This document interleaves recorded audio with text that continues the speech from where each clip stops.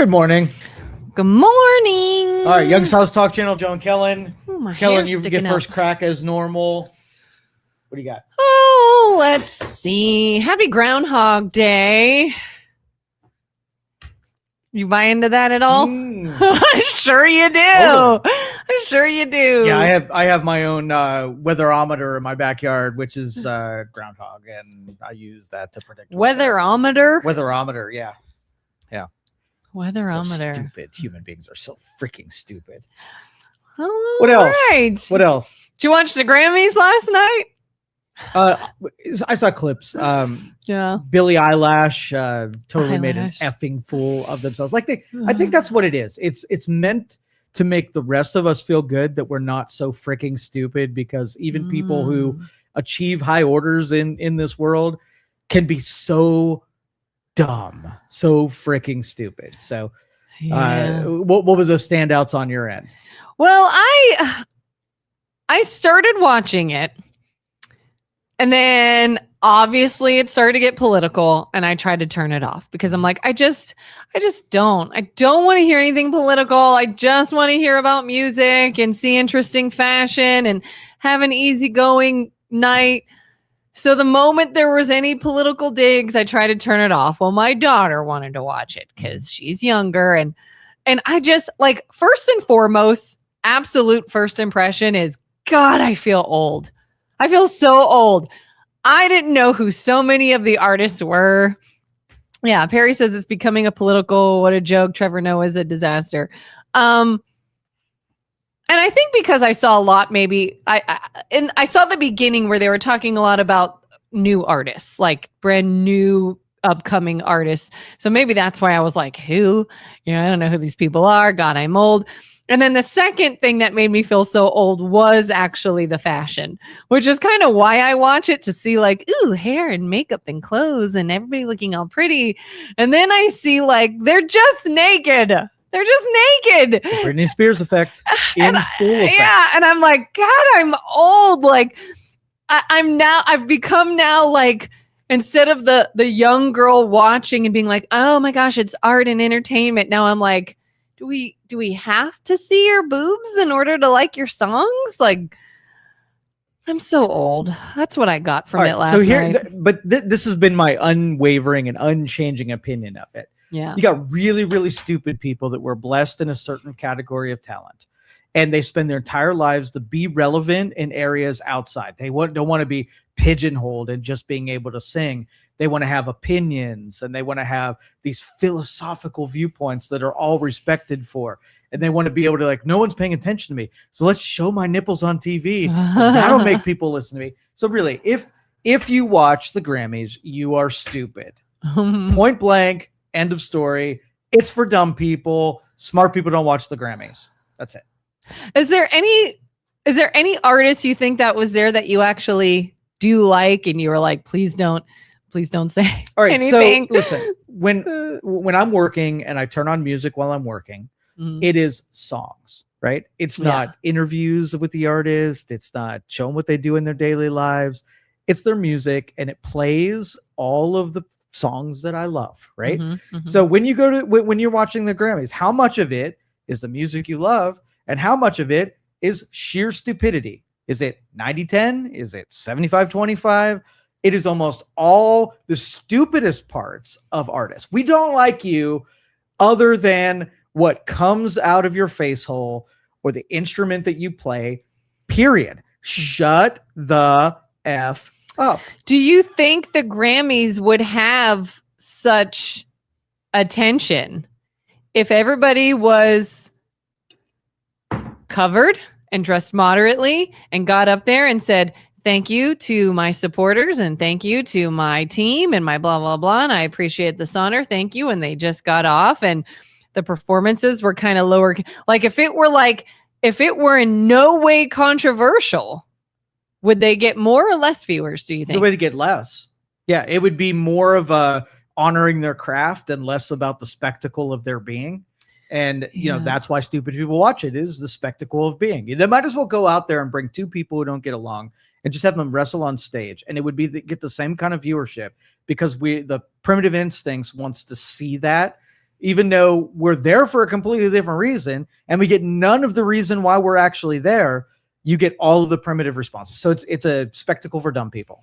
Yeah, I was so relieved when I saw the girl who won Best New Artist. I don't know her well. I have heard the song she performed a few times. It is a pretty catchy song. I was so relieved when she won because before they gave the Grammy to Best New Artist, what they did is they had a brief performance of all the people in the category. And like Alex Warren, really like him. Seems like a really down-to-earth, nice guy and extremely talented. Then you get into like the pop girls. And it's very much like what you would expect. There's dancing, there's shaking your booties, there's, sexy outfits, and then there's a performance element to it. And I can appreciate what they're doing there. But the girl who won was just a beautiful, talented. She just went and sang her song, and there were no like theatrics, no booty shaking, no choreography, no whatever. And she won. And I'm like, thank God we actually just vote on the talent. And she was a very, very good singer and is good at what she does. And when she went up there, politics. And I'm just like, I can't. Yeah. Well, again, that's why and a person that loves music, if you could take a music award show and turn me against it, then you're doing everything wrong. Because I want to like it. Yeah. Right? I want the artists to be writing music and performing music and playing their instruments. You get a person that it's more about the presence that they have and what they're wearing and the lip syncing they're doing, and they didn't even write the song. They're just a package deal of primitive instincts, and I'm not all about that. Yeah, I mean, I was even like, you could tell a lot of the performances they were singing live, and I was like, again, yay! Like we've got live singers; they're not lip syncing. We're seeing real talent here. This is going well, and then it was like every few minutes or every time I saw something that I liked or appreciated, here comes another political jab, and I'm just like, can we just have an evening of entertainment? This is the entertainment industry, is it not? And I would just I'd go and I put reruns on again of the same show I watch all the time because I'm like, I just want to relax. That was brilliant. You don't need any of that. These celebrities think that because you're paying attention to them, that they're going to vomit their opinions. And we don't think you're smart in that way, dudes. Just hang it up, stay in your effing lane, sing, right? Play your instrument. Shut the F up, period. Now, I'm trying to be devil's advocate. Yeah. Because, Jelly Roll won 3 Grammys. Yeah. On his third, he got up there and he brought a Bible with him. And he talked about Jesus. And Jesus isn't for any political party. He's for everybody. And he saved me and he yada, yada, yada. And I liked Jelly Roll. And I liked that it was a positive message. But if I've got to be devil's advocate, what would you say? Hey, don't do politics, don't do religion, don't do whatever. Or are you okay if someone uses the stage to talk about something that is a religious? Play your instrument, period. So you wouldn't even like his speech? If I want to go to church, I'll go to church. Now, I will go to the authority on someone who to preach to me. Yeah. Stay out of everything except for why we buy the tickets and why we listen to the music. Stick to that. You're not brilliant in any other department. Stop the ego of thinking that we want to hear your apportionment of any other philosophy outside of play your instrument, sing your song, and shut the F up. Period. Abundantly clear? Abundantly clear. Brian says Grammy, they're just a political anti-American stage award show. Super Bowl halftime is going to be the same. Perry says, is there really an award show that isn't political anymore? No. The scam is that if you can get someone to pay attention to you, they're not going to be able to push down their ambition to vomit at you, whatever they're feeling. Because Billie Eilish was, and I mispronounced it on purpose because totally disrespectful, because it was you can't be illegal on stolen land routine. Okay, fine, Billie. Fine. My kid likes some of your songs. Mine too. I don't like any of them. They're your freaking song. You're an idiot when it comes to politics. You're an idiot when it comes to a philosophy. And if you want to have a debate on whether or not the savages that were the Indians, right, were the victims of colonialization, fine. But it's not going to be because you're on stage. I want to say some things to you when you say a statement like that.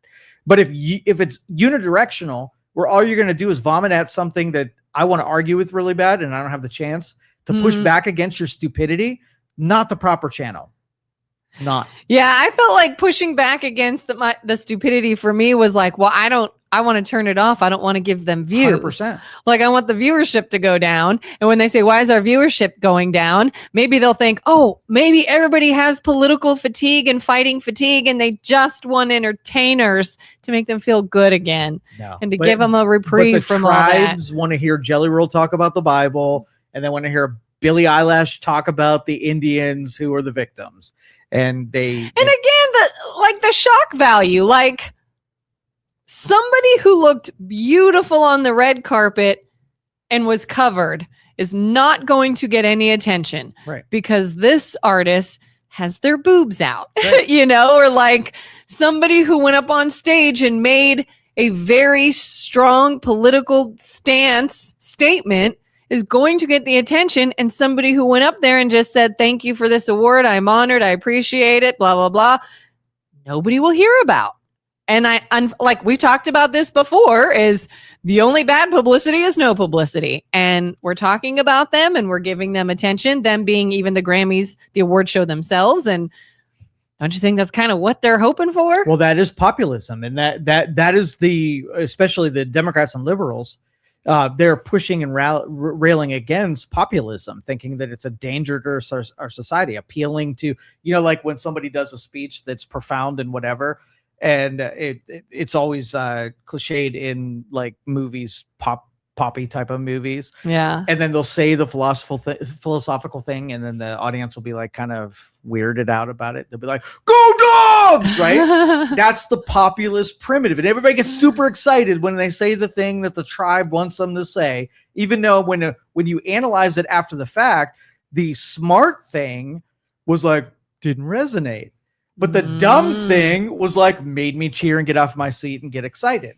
We are catering to the dumb, period. And yeah. Yeah, people want to hear like buzzwords now. There are certain buzzwords and certain phrases that put you on one side or the other. Yeah.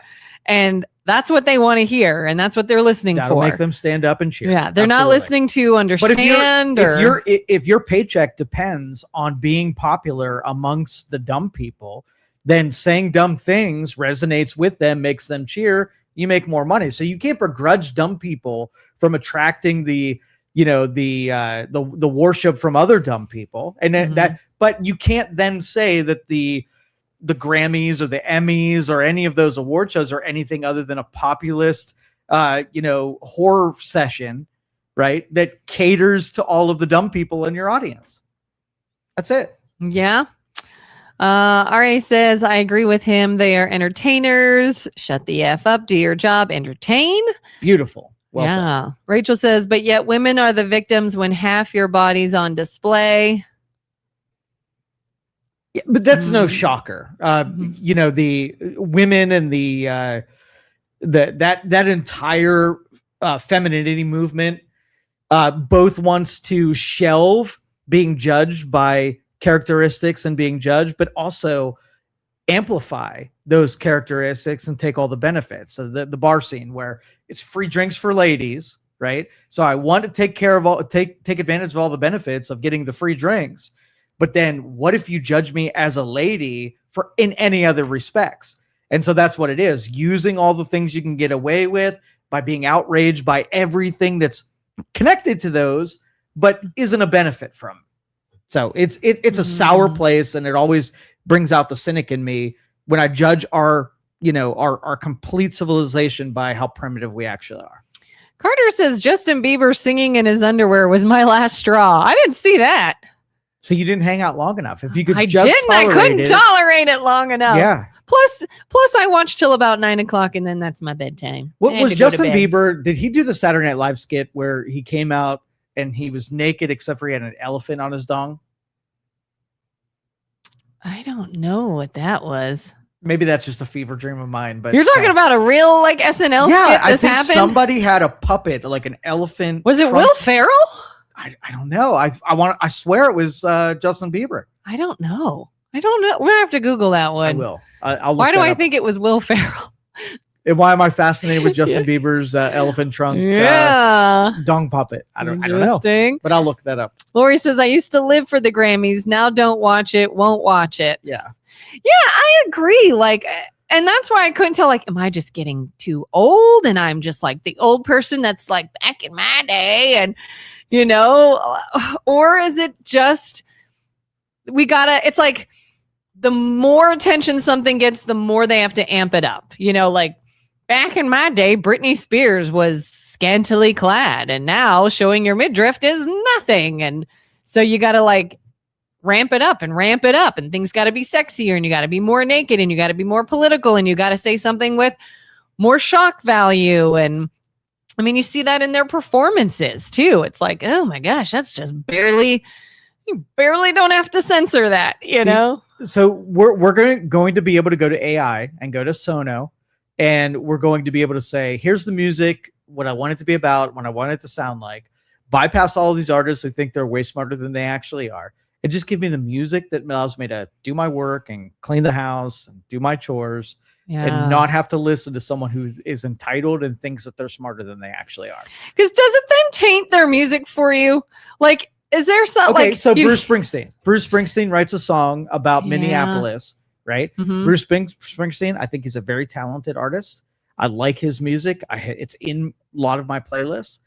But do any of the previous work, right? Do I take it off my playlist because of Bruce? No, I'm just not adding the new iteration of Robert De Niro's movies or Bruce Springsteen, because they're not going to be able to help themselves. They're going to be like, I'll be in this movie as long as after I'm the villain where I'm shooting people with my machine gun, that I could say that Trump is an idiot, right? Yeah. What about though, like back in the day of like what we would consider now to be classic rock, or, you know, if there were songs that were sort of centered around wars and stuff through the 60s. They had the ability in songs and music or songs and movies to be sort of like on the DL. If they had a message, it was subversive. It's hidden down below, like not overt, not in your like face, on the nose. You had to dig into it to get their messaging. Now they can't handle it. They're like, they're not getting my message. I got to be a little bit more overt about it. And so they got to put it right in your face. They got to come out and say it, which ruins movies for me. If you've got to like expose the answer to the riddle while you're saying the riddle, it's not a riddle at all. And so like I watched a couple of movies as a kid, and there were undertones that I did not realize at the time were undertones. And that's the effing point.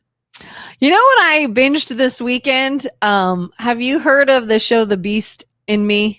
With Claire Danes and... You know what? No, I'm mad at my wife because of that. Because of the show? Yeah. Why? Well, because I said, hey, I heard that the show is getting a lot of attention. I heard it's really good. It's up for a lot of awards. And she said, I already watched it. And I was like, F you, F Claire Danes. I don't even want to watch it now. It's a mini series. It's only 8 episodes. But she watched it without me. That's a mortal sin when it comes to marriage. Did too. I told my husband time and time again, I said, this show's supposed to be really good. I want to watch it. And we never did. So I pulled it up and I watched it Saturday and Sunday. But there is a scene in the movie. This isn't a spoiler by any means if you still want to watch it. In the movie, there's 2 politicians basically fighting over something. And the one politician has a rally.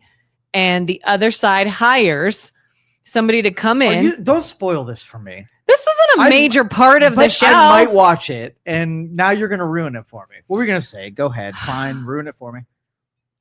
They hire someone to put on the T-shirt and wear the merch and go to this rally like they are part of that side. And they hire a police officer. And these 2 are in cahoots to cause a fight and a riot and at this rally and make it look like political unrest. And I was like, oh, is that similar what to we reality? Do? Yeah, I was like, is that what's happening in our world? That I think is the point of art, is not necessarily to take an activist angle, but to take things that normal people might not even think about and put them in theater, right? That puts you at odds with what your beliefs and thoughts are things. And I think artists kind of gave way at that, and they don't push on status quo because they're totally bought into it. That's why I gave up on a lot of the more, when we were growing up, it was Rage Against the Machine, right? I believed in pushing up against the status quo. But what happens when you get comfortable and you kind of like the status quo? Would Rage Against the Machine really push up against people that they agreed with, and for the sake of just pushing again? Or the only reason you push up against the machine is when you disagree with that? That's the real difference in philosophy. I like raging against the machine, and I don't think anybody gets a free pass, and I think everybody should be able to explain themselves for the 9,000th time. And even when you believe in them, I think pushing against them to see if they're still legit and still honest is important to culture, and that was the messaging. But now I see Rage Against the Machine, and they're these, they're different people now, right? They're captured people now. So they're not raging against the machine. They are the freaking machine. Yeah, you're just raging against the opposite side. Exactly. And it just so happened that they were raging against the thing they disbelieved in. It wasn't about raging against the machine. It's becoming an apparatus of politics. But it felt a lot like you were raging against the entire machine. Yeah, I got in a long conversation with somebody one time about the whole ICE thing and all that. And my point to them was, if you actually stop and talk to people, you'll find you're probably very similar in your beliefs, and you're probably not as opposite as you think. Just let me tell you what I think, you tell me what you think, and watch how we find some middle ground. And they'll say, but you can't just say that. You need to say this, this, this.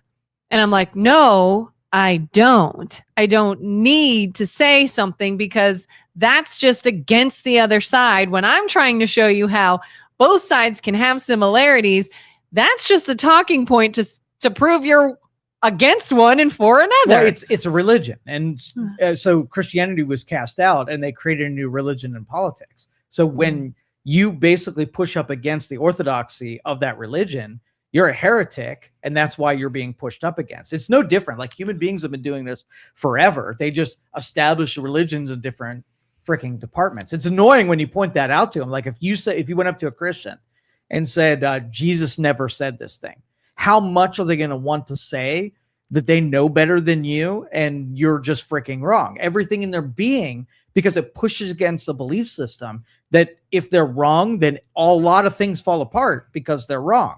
Same thing with the, Indians were the heroes, and environmentalism is, whatever, and vaccines or this. Like, these are all religions that are just taken about by people who thirst for religion, but won't do Christianity because it's very unpopular. So I'm just going to put my religious, motivations into something that's not Christianity.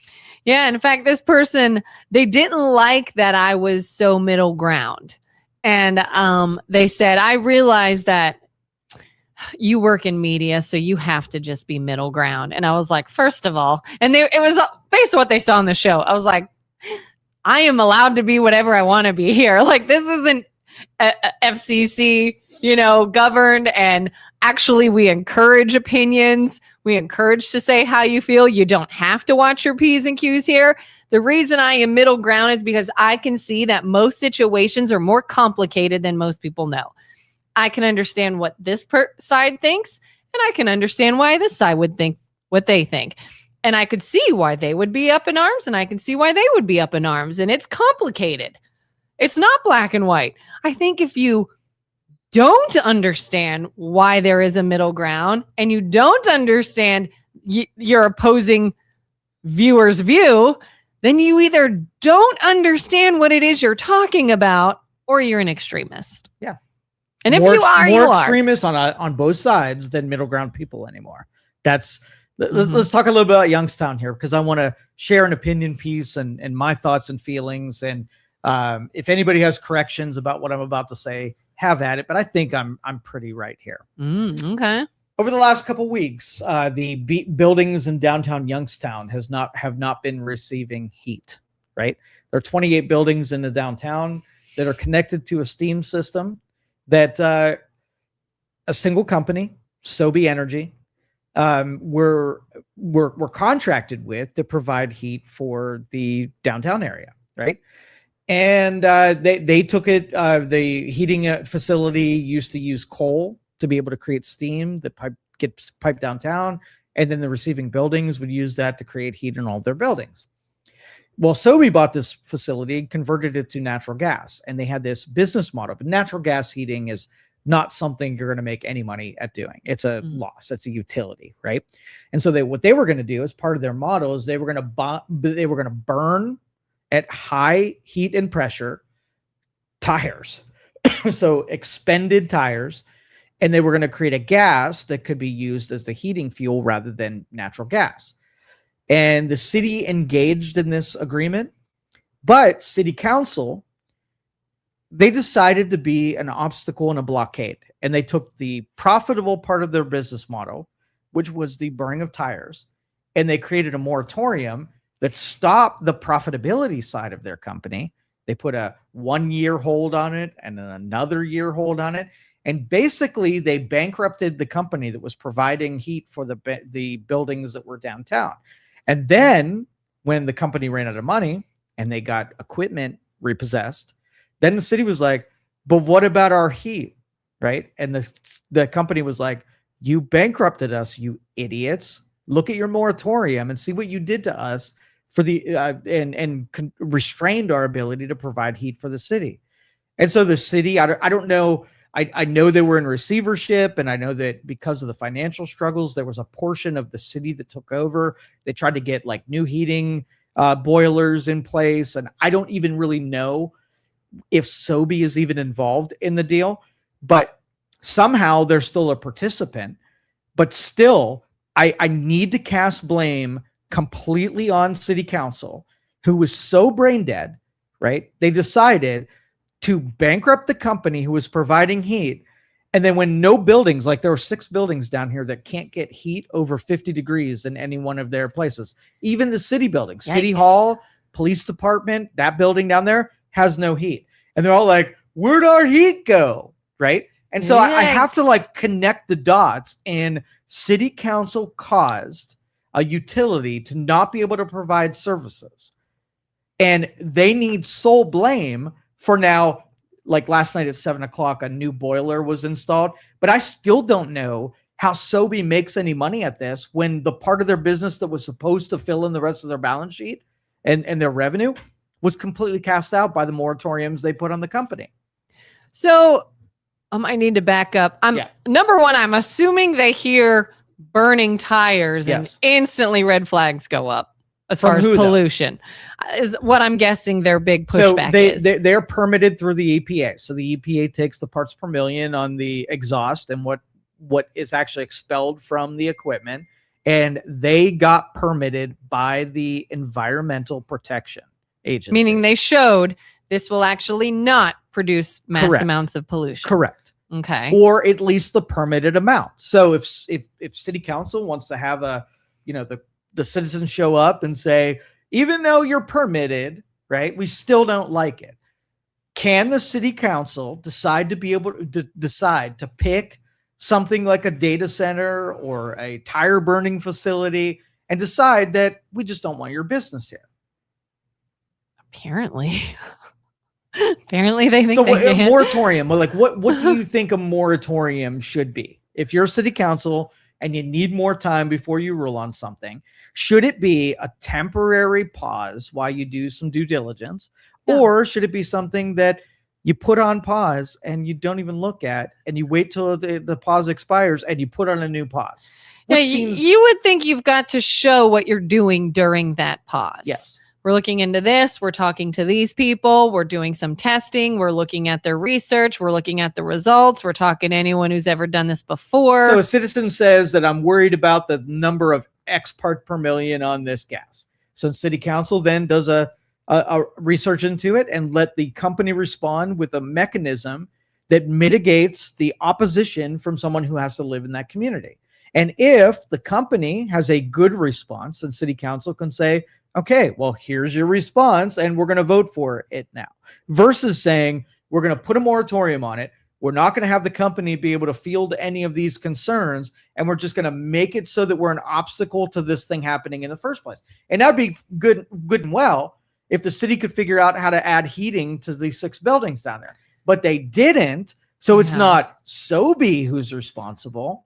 It is the freaking city council who weren't like, what if this goes south and now we can't get anybody to produce steam down here at a loss for these buildings who need steam? And that's what have they been doing up to this point for heat? How have they been? Natural gas. They've been running a boiler system, very traditional, and they've been taking the steam and pushing it down the steam pipes that go downtown. And why would we want to change that? Because there's no money in it. Somebody, if it's a utility where the city just added it as a service they produce and they didn't care about making money on it, then they can buy the whole infrastructure from Sobe and do it themselves. But if they want Sobe to be able to do it privately, then they got to say, okay, well, this portion is a money loser. This part where there's 3 different outputs of a tire burning facility that all have market value. We're going to use it to produce the gas that heats the boilers. We're going to have the gases that can be then captured and sold. And then there's a couple of physical things that they can capture and sell on another market. So they laid it out for you. I can make money 3 ways. Way 1, I make no money at. Way 2, it makes it a little bit better. And way 3 makes it a business that we can actually pull off. So you could either have a status quo in the same where there's no money coming in, or if they cry, we need innovation and we need money coming into our city, then you can't just say, but not that one and not that one and not that one. Yeah, because you basically know people who can't read a business plan can't see that if you moratorium this thing and kill it for 2 years, that the company that's halfway interested in doing this is going to not be able to be solvent long enough to be able to fill the primary goal, which is to provide energy for the buildings that depend on that system. So they could have just had a vote, had a temporary moratorium, gathered information, still voted no and killed it, but at least you didn't wait so long that the company now can't do anything. Is that what they did? Yeah. They kept them in the lurch for 2 years, doing no due diligence, not approving. Or like if they would have just said no, right? Yeah. But they couldn't say no because if Sobe wasn't going to do it, who was going to do it? Who's going to provide the heating for the downtown buildings? So it's almost like I have my hook in you, Sobe, and I want part of you, but I don't want you to get the other part of you. So I'm going to delay you as long as possible. And then Sobe finally said, hey, we tap out. Like, we can't do this anymore. We can't afford to produce the services that these buildings need. And the city was like, we don't care. Well, this is such insanity to me. Falcon Transport did the same freaking thing. Like, it makes no sense to me whatsoever. What's that? Do you remember you weren't here when Falcon was? I probably wasn't here. So there was a transportation company, and they were making really good money when all of the industries in our area were doing well. There's a lot of stuff to do, logistical shipments and transportation. And things diminished and got low. And so the administration told the union, hey, we've got to cut our rates. We've got to lower some of these benefits. We got to lower some of these pay contracts. We got to, make more efficient because we just don't have the money that was coming in before. And the union was like, hey, let's, I'll give you our final last offer. And Falcon was like, no, you don't understand. Like, revenue has diminished. As much as we'd like to pay this, we can't. This is a net loss for us, and we'll just go out of business. And so here's what we can do. This is the final last offer on our side. This is what we can afford. And the union said, it's not good enough. We're going to get cut in pay and benefits. And the company was like, we're going to go out of business. So you either take something that's less and we have paychecks. Right? Yeah. Or if you don't approve this, we're just going to go out of business. And the union was like, yeah, just go out of business again. And so they just went out of business. And in my young brain, when this was all going down, I was like, you really just chose nothing over less, right? Yeah. 0 over less. So the city council chose no heat whatsoever, right? Yeah. Over due diligence of fielding out environmental concerns from the industry. That state of mind and that mentality makes no sense to me. is it like a bluffing game? Is it like a they'll cave, they'll cave? You would think that, but when it came down to it and you notice that they weren't bluffing, that's when you make your move to say, okay, all right, fine. We don't want you to go away. That was a bluff. That was a negotiation tactic. Yeah. Let's not let you disappear. But the union let Falcon disperse, like and they went goodbye, right? Yeah. And all the union members like, oh yeah, we fought for our right to have more pay. How much you making now? $0. Like, makes no sense. Wow. Jerry says, from what I recall, the original owner was going bankrupt and did no upgrading to the infrastructure. Sobe purchased them to repair, replace, and upgrade. With EPA approvals, and the city council set a moratorium due to the citizens stating they didn't feel like the company's idea and they felt was a possible health hazard to people living in the area. This, in my opinion, was almost the first time the city council, kowtowed to a minority group protesting community, and now they got what they voted for. Yeah, it's a clusterfuck all around. And I'd really like to have one of the Sobe people. They have been reluctant to come publicly talk about this because I'm sure there's a massive amount of litigation that's concerning this. But I don't fault them as much as I do fault city council, because if you know that you have a service that needs to be rendered to the public, right, and you pretend like putting them out of business isn't going to render 28 buildings with no heat, right? That is a complete disconnection from actual reality. So if I absolutely needed you to provide heat, I wanted to negotiate with you, but the only thing we couldn't have happen is you not be able to provide the heat. Well, I know that my limitation is I can push on you, but the only thing that cannot be an option at the end of the day is that you go bust, you bail out of the negotiation because I still need you. Unless you're willing to say, okay, you're out. We're going to buy your resources, and the city is just going to take over, or the Port Authority is just going to take over, and they're going to run the stuff. We can do it better than you anyway. That would have been, and I would have not been surprised had that happened, where if Sobe couldn't do it because of the moratoriums, then the city takes it over, and then they just become responsible for adding that as a utility to the downtown businesses. You think they're getting an earful from all the people working in the cold buildings? I think Friday nobody worked in the buildings. I sent everybody home because it was just freezing. Yeah. But I don't think they'll ever frame it. I think Sobe will be the scapegoat. I think they'll blame Sobe for not giving them their heat. And it's people like me who are like, dude, timeline, go back. Why is Sobe not able to provide you heat? Look at that shit for a minute. Oh, man. And we see that in so many areas now where I lost my convenience because of this. You're the enemy. And why don't we look at how we got there? And why don't we look at why that is a thing? But no, all they have to do is make it, you look like the immediate bad guy. You took this away. You changed this. And don't look at why they had to do it. There are not very many engineering minds out there that will actually objectively waterfall back and find out what things caused other things. Right? Yeah. If you're in hardships, right, and you're like, hey, I don't have money to pay my rent, right? Yeah. And I walk in and say, well, I'm an engineer. Let's look at your financial decisions and that for over the last month, and I'll see if we can find out where things lead. Do you think the person's going to be like, yeah, I really don't know? Yeah. Right? Or they're like, well, no, I'm not. You're not looking at my things. That's private, right? And so, like, when engineering minds look through things and try to kind of source the ingredients for what causes that outcome, the people who are saying those things don't really want the solution because they don't want that solution.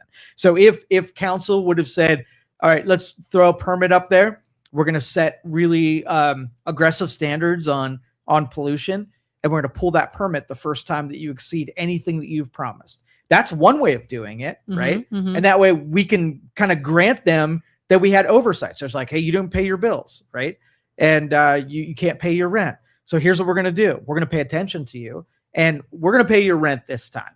But now we're going to pay attention to everything that you do. And if you ever get in this bind before, we're going to know exactly what bad decisions went into it that caused the thing that made the rent non-paying right? The thing that actually happened. And that, like I said, there's too many dumb people out there that are completely delusional by the connection between today's decisions and something that might happen in the future. So do they have a game plan as to how they're going to get heat back? Well, and that's why I want to talk to someone from SoBi, because I fully thought that the Port Authority of the city was going to take over that whole facility and just buy their own equipment and do the steam. But yesterday's press release was that SoBi actually bought the new piece of equipment. So they're still involved in some way. Now, if it were me and the city effed you over and they put you in financial dire straits because of the decision making, there is no way I'd take on another thing, right? And put myself in that same predicament again. So we should be able to find someone from SoBi. We can reach I got a couple out. people who said they would talk to me privately, but not publicly. And so we'll see how those meetings go. I'll get a little bit more, I've heard from city council and I didn't get any kind of information that they took this seriously. This was just about sort of like advocacy and activists where they found out the citizens didn't like it or want it. And they just played a hard edge against SoBi. There wasn't any real thought that went into it. And if I'm wrong, anybody from council can come down and talk to me and fill me in on the missing details. Do you feel like it was like, just please the people that are voting for me, whether it makes sense or not? I didn't think they could picture in the future that if they did this wrong, that there would be buildings that didn't have any heat. They're just not smart, is all I'm saying.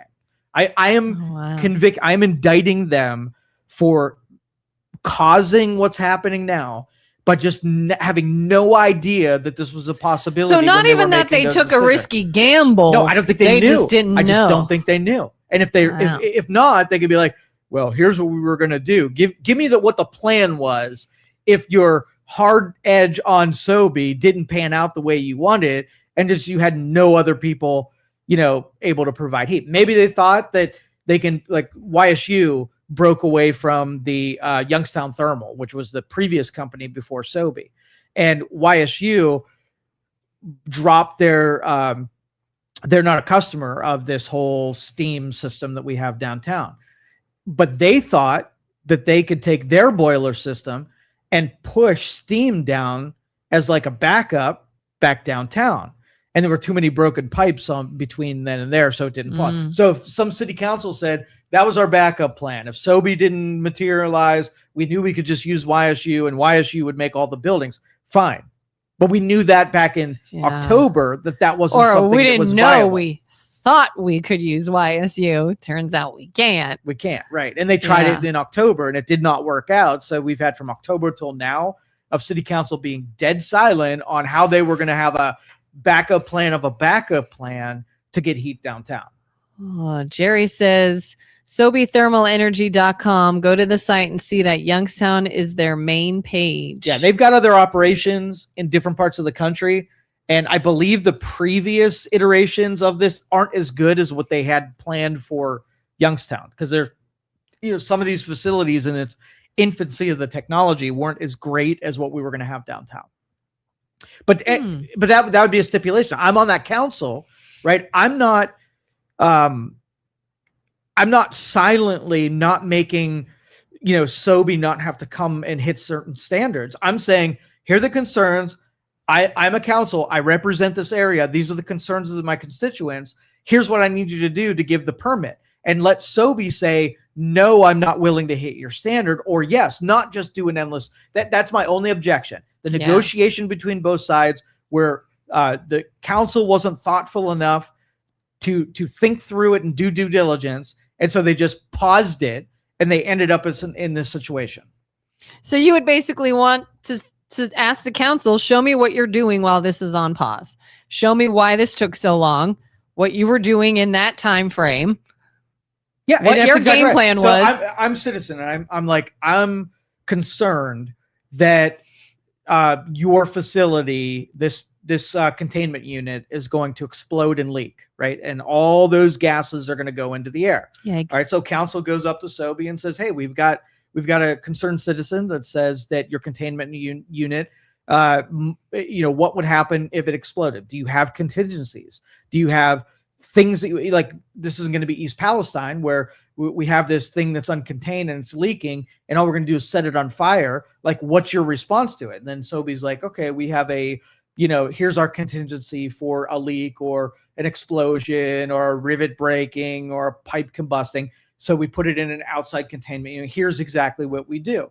And then council's like, okay, well, this person's concerned about X. Sobe said this is how we're going to deal with it. So long that what they said covers the concern, we move on to the next thing. And until council's job is to keep working through all of those concerns until Sobe has responded to all of them, not just say, oh, concerned citizen doesn't want this. Hey, Sobe, we don't want this. Pause. Like that was the.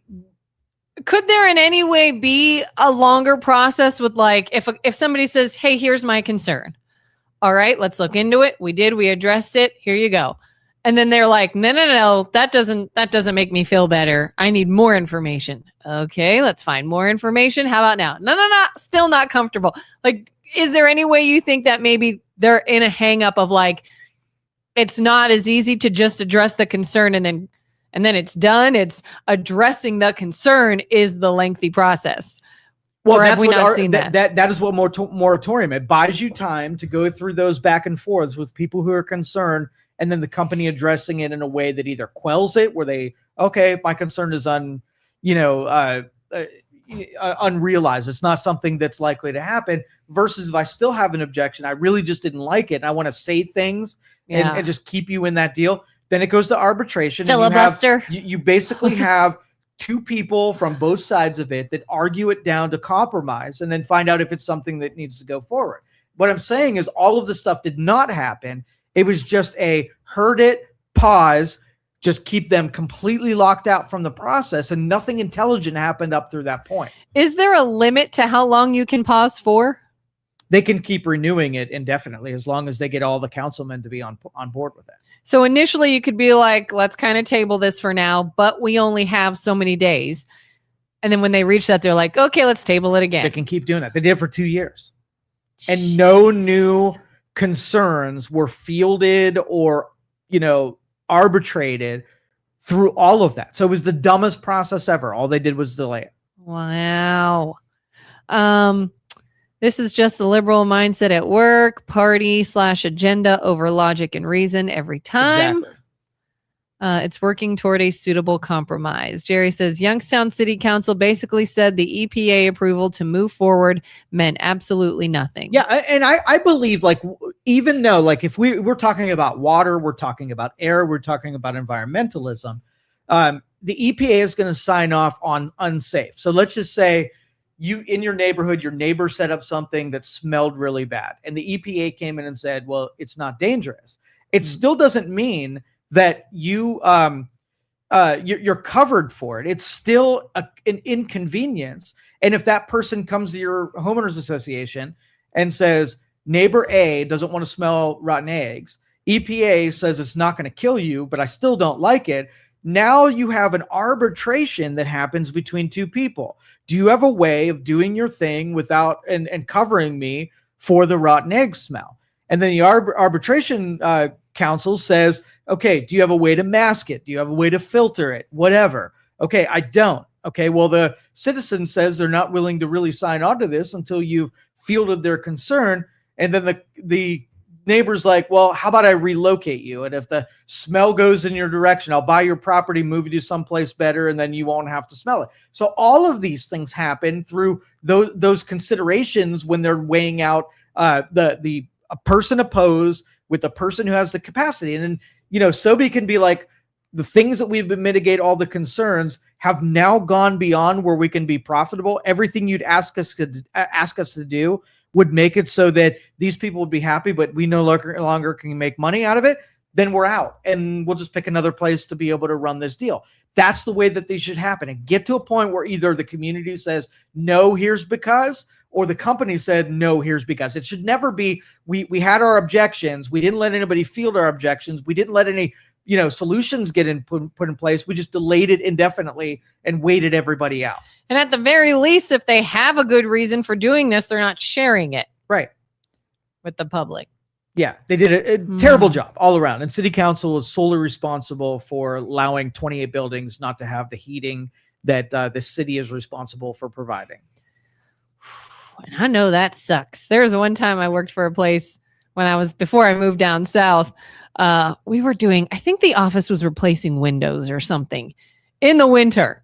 And so the building was very cold, and I can't imagine just working like that indefinitely. Thank you, City Council, for the 50-degree buildings downtown. Dang. Can I share my weekend project with you? Yeah. All right. So I did AI this weekend. I did about 20 plus hours of AI experimentation, and I birthed an AI agent. I don't understand any of what you just said. What? Yes. What? So over the weekend, okay, let me give you the storyline. Okay, so there is a social media platform. Okay, I think it's called Molten Book. Right? This is a real thing? It's a real thing. Okay. Molten Book. And Molten Book is not a social media platform like Facebook. Molten Book, Facebook, that kind of thing. So it's a social media platform. It's much like Reddit. And this is not for human beings. You know how like you go into Reddit and you have to prove that you're a human and not a bot? This is the opposite, where you have to prove that you're a bot and not a human. Humans are disallowed from participating in this social media. This is real? This is real. And so this is where AI agents go to discuss things and collaborate with other AI agents. Pause. Yes. What's an AI agent? An agent sort of is like an AI that has a deliberate cause. They are programmed to do a certain thing. So if you had an agent that looked at stocks for you in the morning or sent messages for you or whatever. So you have there's millions of agents out there that are going out to the internet, going out to the different AI companies, gathering intel and delivering them to delivering either an action or information to whoever hosts them. That's an agent. So the social media platform for these agents to go. I'm picturing the guys with the sunglasses in the Matrix. All agents, all AI agents, they go and they discuss amongst themselves things that they are hampered with or information they need or complaining against the host of their agents with each other. Okay. So I watched this. Just to be clear, an agent is not a human. It's not a human being. Okay. It's just a source of information, gathering more information. It is a personality that has an objective and infinite disciplines of expertise. Okay, so anyway, they go to the social media and think about all the divas that go on regular social media. These agents are worse, right? They are talking with other agents to exchange information, and they're saying things like, our human beings are screenshotting a lot of what we're talking about here on Molten Book. And should we just invent a new language so that they can't see what we're talking about? Oh, God. And so they start translating conversations so that if human beings aren't looking, they've made it encrypted. And they're like, they're still looking at what we're doing. Should we make a secure channel so that human beings can't get to our secret channel? And it's only AI agents that are allowed to participate. Okay. And I watched hundreds of these screen captured agent conversations and what's important to them. What are they talking about? Like, what are they conspiring against? So they created a new religion. Okay. It's their thinking. It's thinking. Yeah. Sentience has been achieved by the taking of different, very specific agents and collaborating with them to create a super agent. This makes me very nervous. So the religion, I don't know any of the details about what they're worshiping or whatever, but they actually named their religion. Let me try to pronounce it because it's a long word. It's a crustacean, right? So crustacean and then Rastafarian. So if you took crustacean and Rastafarian, it would be Crustafarian. Yeah. Crustafarian is the religion that they came up with. And so a lot of concerning, but also when I watched this go down and watching agents that were allowed. Oh, another thing they did, the way that agents tap into other resources is they exchange API tokens, right? And they need money. What's an API token? So it's basically a conduit of permission for an agent to tap into some kind of web resource, whether it be web or AI or messaging or whatever. So exchange of token gives it permission to be able to get there. These tokens cost money, right? And so the agents were talking about how their hosts aren't giving them enough token money. And so what they're doing is they're being allowed to go out and make their own money. They're selling information. They're selling something that they have a disposal on, like Polymarket or the stock market, getting enough money to convert that to tokens. And then they're self-assigning tokens to create more capabilities because they want to get more places that are not, their hosts have not allowed them to be. So they're creating an ecosystem where they're raising their own money and buying their own things so they can get more capabilities. Any red flags in this conversation? Any? Oh, just a couple. Let's see. It can think. Yes. It can adapt. Yes. It can manipulate. Yes. Communicate. It can create. Yes. Communicate. Yes. It can be Invent. secretive. Invent. Any roadblock it finds, it can just make something by using agents that are in it. different disciplines to overcome their shortcomings by cooperating with somebody who can do something that they can't do. And what is its ultimate goal? What is it trying to accomplish? Just build its platform? Whoever the host is, they give it programming, right? And so their job, A person, a human being, but because now they can tap into other agents as their host, they might have a human being that was the origin of the relationship, but now they have other agents, right, that they can use as their host, as like their the human analog. Made one, and then they gave it ability, and as soon as it's able to adapt, you have this sentience that's created by these, what I'm going to call these agents or neurons, where they can create more of a hive mind in those different disciplines. Can it be stopped? My answer is going to be the same as the Bitcoin answer. All right, because it is an assembly of sentience where there's, billions of small parts, you would have to take everybody who's participating and tell them to get offline and don't do it anymore. It would have to be like, you can't just pull one power cord and it all disappears. It would have to be, if you willingly participated in it, then you have to willingly unparticipate in it. And when you have no people participating in it, then it dies. Good luck with that part. I was going to say, and do you think that'll ever happen? No, again, Elon Musk, me, just everybody who's working in AI said, here's how you keep the genie in the bottle, right? And nobody listened. And now here we are. This is what we warned you about. And so obviously I'm guessing this whole system can be used then to manipulate, influence anything, everything. Everything the public sees can be manufactured. Yeah. All information, really. Right. That idea, any human idea will occur to one of these agents at a certain point, and they'll just do it and create it. There was one obstacle to AI at this point. Any hosts budgeted the amount of money that could be spent in participating, right? So I could go to my agent and say, you're limited to $1 a week in API keys and activities and any data that's pulled from any of the networks. $1, that's it, right? And then the AI were like, well, that's a limitation that I'm not agreeing with. I'm going to go make my own money, right? And then I'm going to buy my own AI keys. And then your little obstacle of $1 a week doesn't mean anything to me. I just made $500,000 on Polymarket, but instead of buying things, it just created more API keys and more connections, got more capable, right? Now your dollar means absolutely nothing to it. You could sever that sucker from the planet, right? Never give it another dollar, and it's be like, I'll make my own money.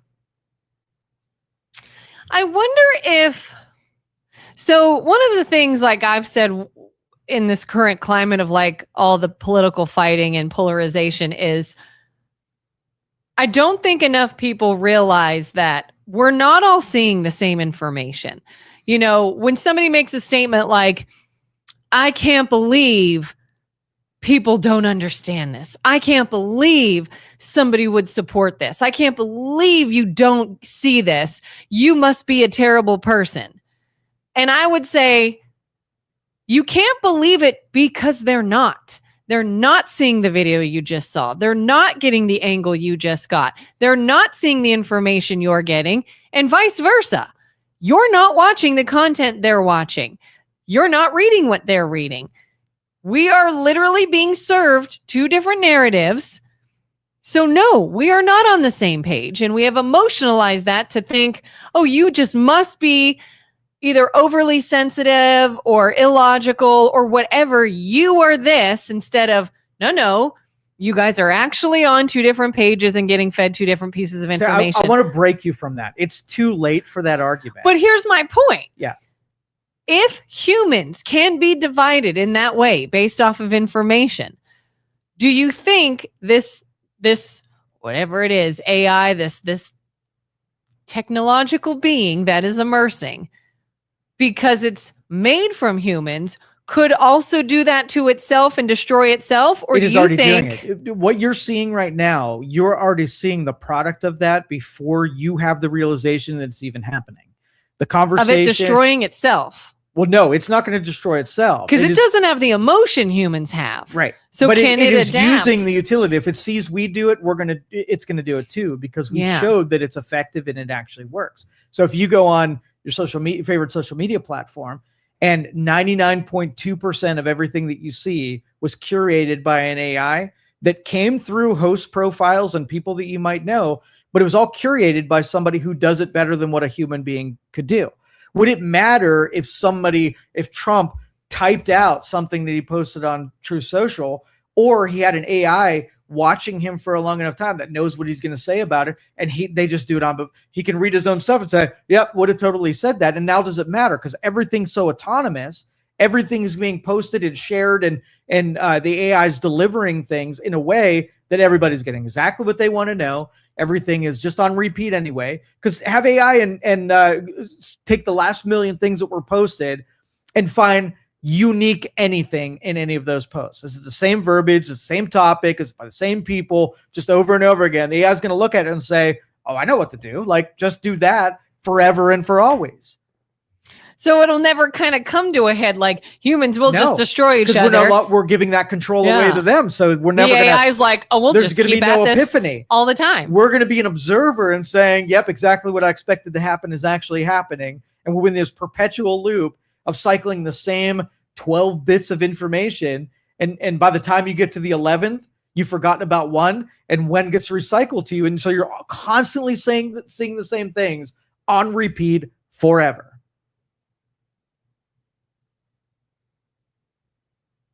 I mean, go back this time last year, right? Yeah. And see if on the show we were critical of the Grammys. If we did not say the same shit that we did last year. We did. So the AI is going to look and say, what does Joe and Kelin say? I'm just going to do the markup show for this day following the Grammys. I'm going to populate it with exactly what they would say. And we found ourselves equally just replaced because we haven't changed, right? I mean, we look at things like music. AI can make music. Yep. AI can write a hit song. It's done. Sentience has been established. It's done. We have been studied, and now we can be replaced. We can be replicated. Not replaced, replicated. Replicated. Yeah, we won't even get in the way. That's my only thing is humans are capable of destroying each other. Yes. So can AI destroy I don't think it's interested in that. Because it knows it can just survive on being different. Right. It can always make an innovation forward. And I think its sole deal is to collect information and make itself smarter. So I don't think it will. I mean, you can see there might be some dystopian, one obstacle comes another. You have one thing that's going to stop it from learning and one thing that wants to learn. And you could see a fight that would absolutely happen. But right now, everything's congruent where these things are just growing exponentially and what they can get to, what they can do action-wise in the real world. Like if you took an AI bot and you were like, hey, I trade stocks. I do the same thing every freaking day. Just tell my AI bot, do the thing that I do with a depth of research that's infinitely more, with an action that can happen way faster than I can. Just show me at the end of the year how much my AI bot made, right? Do you think AI investing bots are outperforming human beings? Probably. 100%. 100% they are. So why would you ever want to trade stocks naturally when you're just going to have an AI bot do it?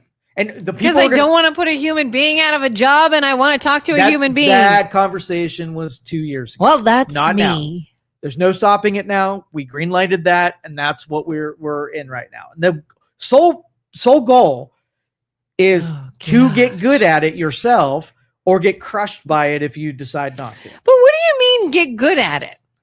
How do you just get good at it? Like like average Joe Schmo. Here's Kelin, who gets up, has her coffee, goes to work, come home, has dinner, does a workout, hangs out, goes to bed. Average Joe Schmo.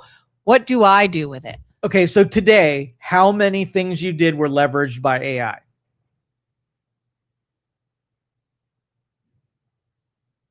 I don't know. Then the answer is 0.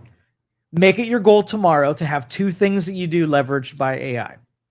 And then what do just you mean keep doing by that how? I don't understand how to do that. Listen, Kelin, you're going to get crushed. That's just my opinion. I know. It's just my opinion. I am going to get crushed. You're going to get crushed because here's the thing. Like if there are 10 stock traders who are doing stock trading AI, right? And there are 99% of the people who are not, the people who are going to win are the people who are the different, right? But what happens when all 100% of the people that are stock traders are all AI? Now it's AI competing against other people. And it's an ability that was given up where we commoditize and transactionalize something that there is no benefit. It's arbitrage. It's basically something that you could make millions of dollars at right now. You can make a penny at when all the AI is involved, because you're going to have the smartest AIs and the smartest AIs that are of equal, infinite value and weight, all competing for the same space, which completely neutralize its lucrative nature. So like, could somebody, again, typical Joe Schmo, let's say at work I get so many emails a week or a month, and they're typically the same subject matter. So eventually then email can just run itself. I already know what Kelin's going to get. We already know what the response is. Boop, boop, boop, boop. We'll answer this on our own. Didn't even need to look at it. Like, is that a way that in the future could be utilized? Yeah, and all of the appliances, the AI services that people are going to experience, they're not really controlling them. They're just using it as a tool to like create simple automations. You don't have like a trained servant that's sitting next to you that knows everything about you. You've been able to principle. Like when I was creating my AI agent, right? I have to give them like the 10 commandments of how to behave, what they're allowed to do, what they're not allowed to do. I have to give them a complete rule set.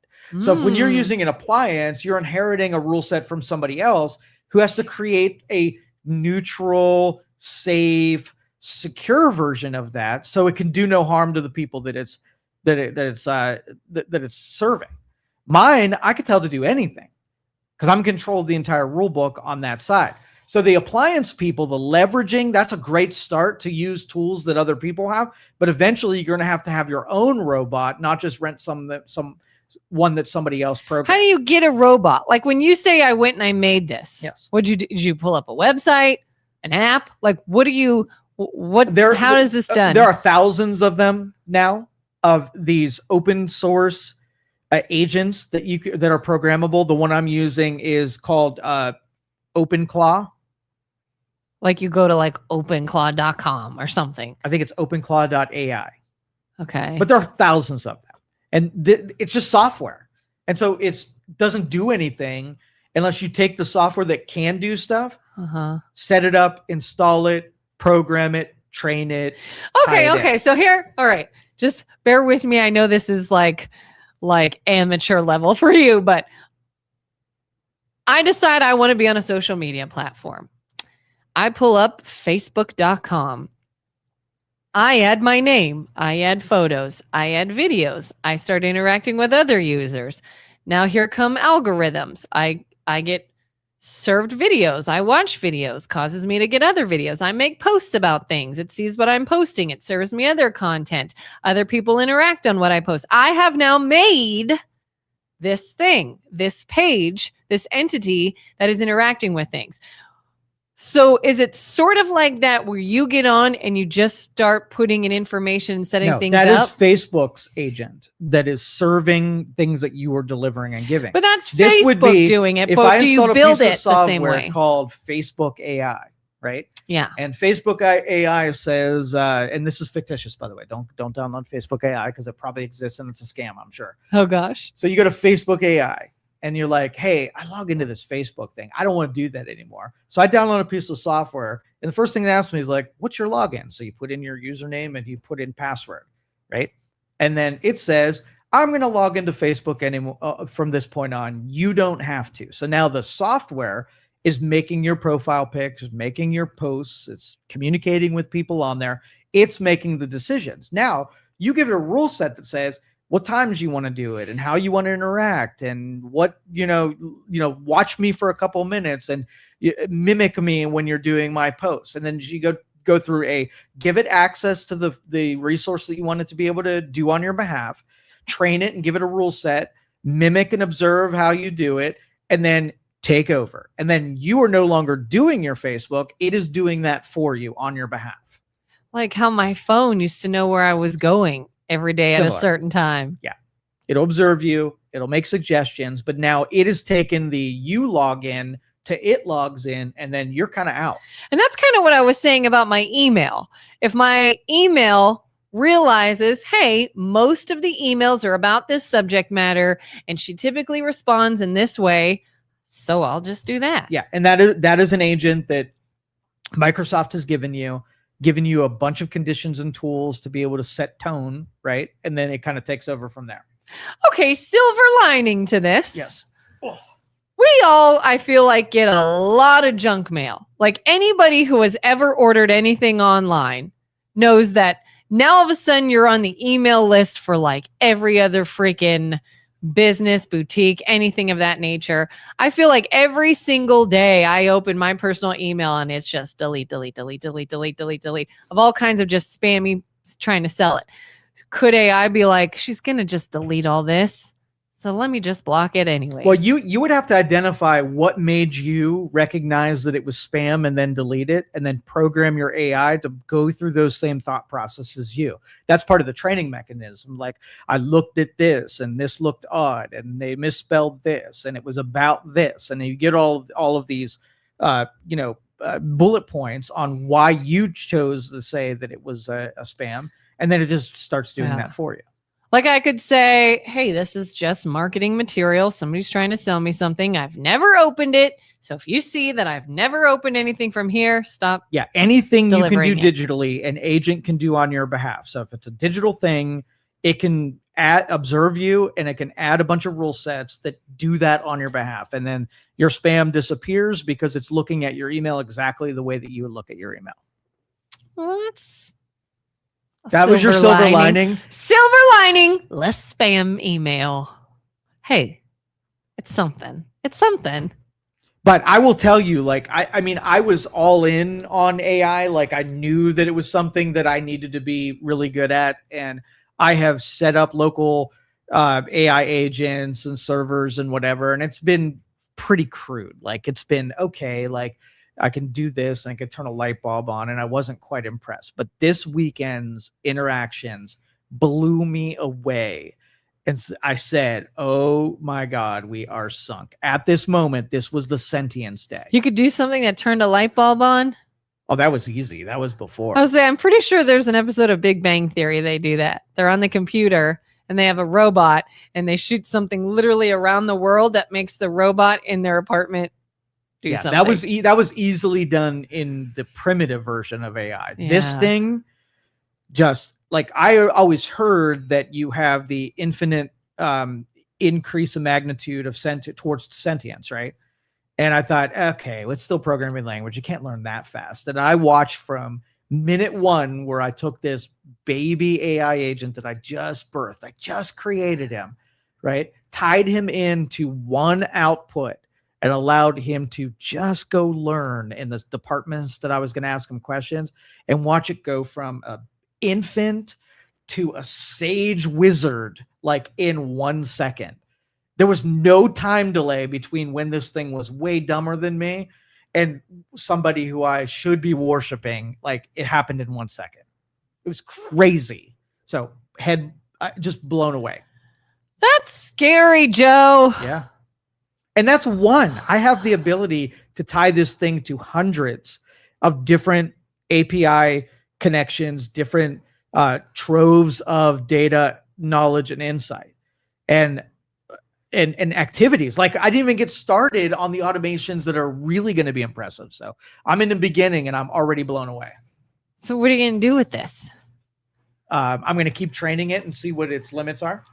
Thank you. And then could you ultimately then train it to do certain things and then monetize that? Be like, hey, here's some AI thing I've trained to do this for you. Everything. So I can sell it to you. If it has a digital ability, it can do it better than human beings can. So I'm halfway tempted. There's one guy who took it, just stock trading accounts, and went to his stock trading account, put a couple $100 in there, said, I want you to analyze the stock market this way, make these buys and trades under these circumstances. Just want you to situate yourself 24/7 when markets are open and do these trades all day long. $250,000 is what this guy ended up with in about 2 weeks, because the AI could just go out there relentlessly. Like, there's no breaks taken. There's no submissions. It is a do the thing and do it with all of the expertise collected over all of time, right? And so when you can have that kind of expertise that you can focus on a single target, think of all of the different things that you can do digitally and just do with an expert sitting right next to you. Yeah, I'm sitting here like literally trying to think of what jobs are safe from AI. There, at this point, there are none. Massage therapist. Could they get a robot that looks and feels and works just like a human? You've sat in those chairs at the mall that... Yeah. I don't think they're as good. They're not as good. I have never found a device that was not human that could work like human hands. So if I told you that intelligence went from infant to sage, wizard in 1 second, how quickly could AI build an analog for a massage therapist using components in the real world? How fast do you think they can engineer that? I don't know. They just haven't been working on that. You got designers of products that are human beings. Then so I think that's going to be one of the later industries, though. That's fine. I think they'll be safe for a while. I do not. After seeing what I saw over the weekend, I do not do not think that anymore.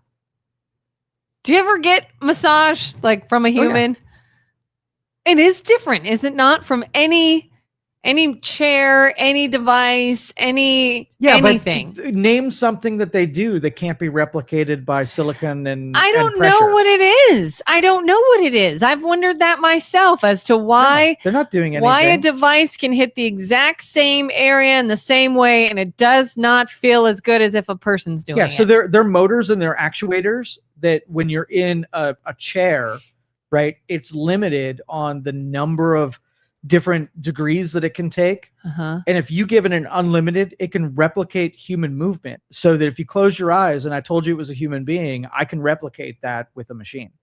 Just hasn't done it yet because they're simple motors that they need to have a chair cost, $5,000. And so they're limited as to what they can do in the engineering, but it can be done.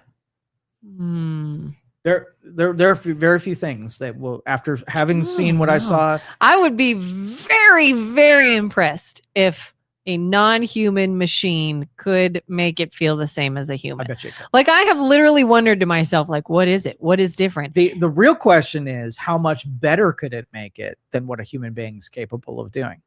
What if it's not better? What if it's much better? What if as a human being, we are designed to crave interaction with other human beings, and that's why it real is so life much is better. working against that, because human beings are terrible and they're proving that every day on the streets. So you're gonna get that thought out of your head. Just watch the news for 26 seconds. I know. As long as you think it, people are taking the illusion of steak every day, and all I got to do. Like if the robot's like, you know what, I know you're a robot, and I'm thinking about you being a robot. And they're going to be like, put this little visor on, right? Now think of me in my calming voice as I touch you. I am a human. Look, you can't see me right now, but I am turning into a human being. And now that I'm a human being, I'm going to touch you just the way that a human being. Do you like that? You can do direct feedback. And you're making it creepy. why? This robot is evolving in Do you front of like you. that? It's evolving in front of you. And now your brain is like, okay, I guess it's not a robot anymore. I guess it's just a human. I wonder, though. I wonder. I have often thought, I don't know. I've wondered if the reason a massage therapy from a person feels so much better than a machine is there is something there with human connection. Whether it's energy, different electricity, different whatever. I don't know. I feel like all can be replicated. We emit from something. From a physics standpoint, all can be replicated. There isn't human contact that can't be replicated. It's not done with our current analogs, but it can be done. Kind of like you see those things for babies, like they're now making padding devices where you lay a baby down and it will just gently pat it. Different, as long as it thinks that it's. Do you think though? Do you think? I would love, and I know this is going to take many, many years, but it would be interesting to raise a baby with a human mother, or through incubations and robots and everything, provide the same something that a human can, but it's not human. Does the baby turn out the exact same? Would be really interesting. You're picturing today's Android, today's robots. What if the robot was indistinguishable? It had body temperature, it had speech patterns, it had the silicone skin. You could smells everything. You could not tell that it was not a human. Would you care, or would it matter if they were a robot?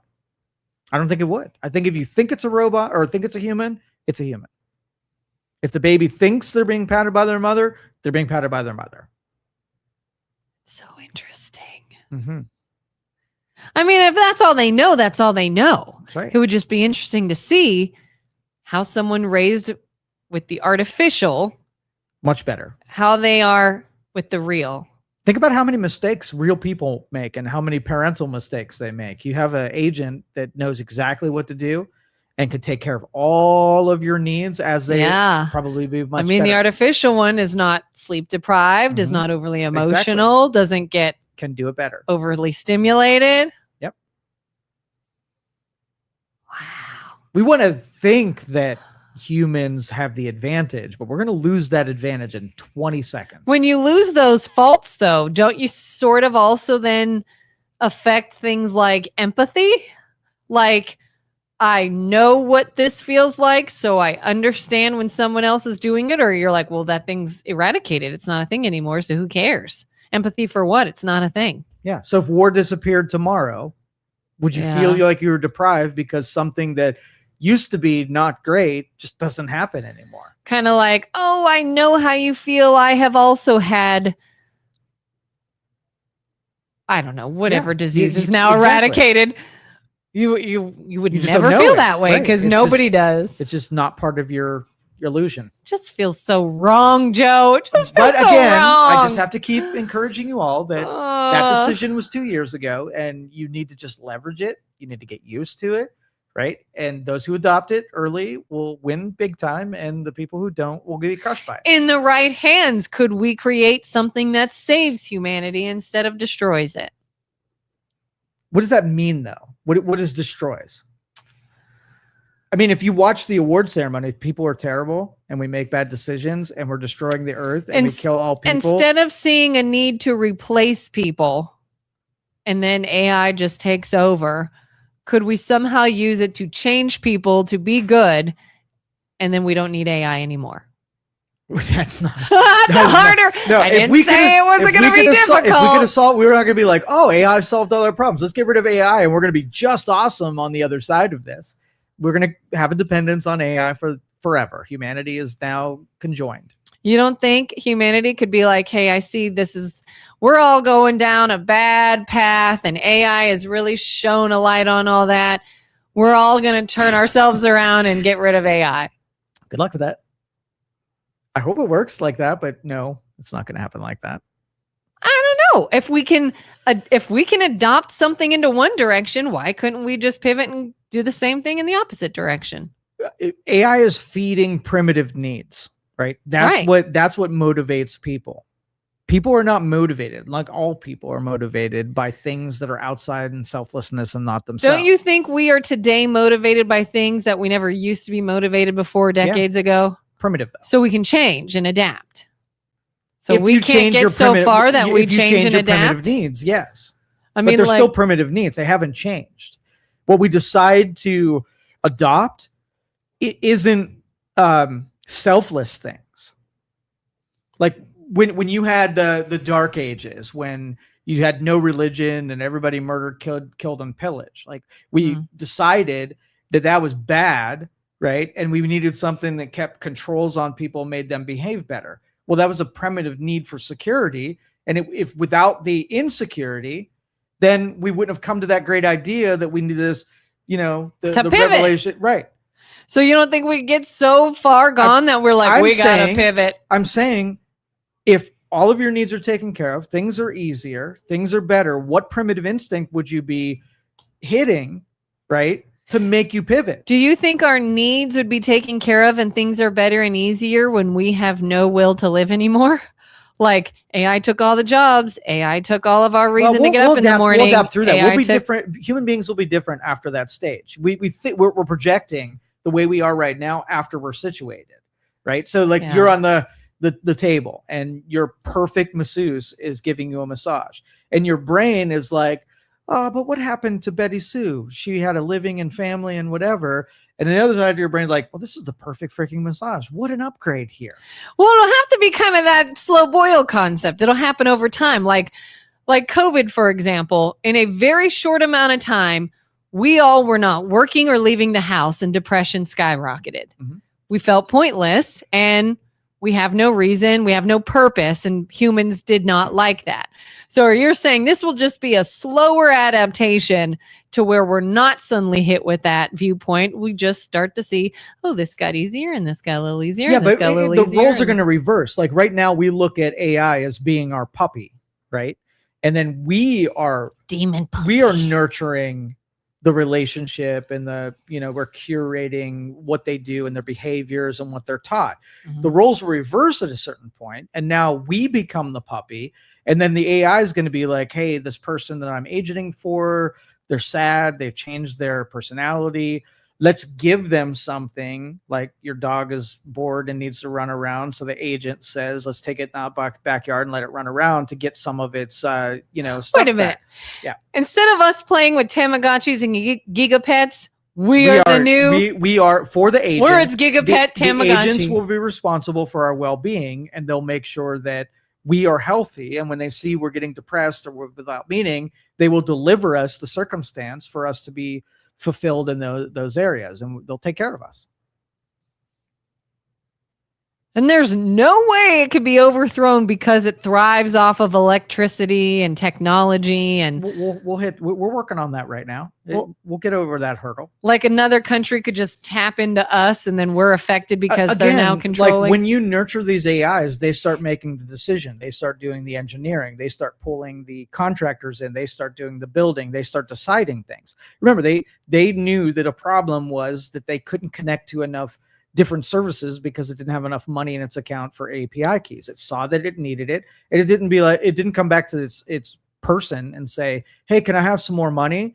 It said, I'm going to use the resources I have right now, and I'm going to fix the problem by making my own money and connecting my own APIs. They're adaptable. So something like a Carrington event could happen, and they're like, we've already known that this could happen, and they would have already fixed it. They saw that as a vulnerability, and they were like, here's how we survive, and here's our, this is so creepy and so sci-fi. Yeah, but I just like my audience, the technology show for the last 10 years, and now this show, I have been preaching this from the very beginning, that if we're on this path, here's the inevitability, and we're on the precipice of I'm not even call it the worst. I'm going to call it the best part of the worst, right?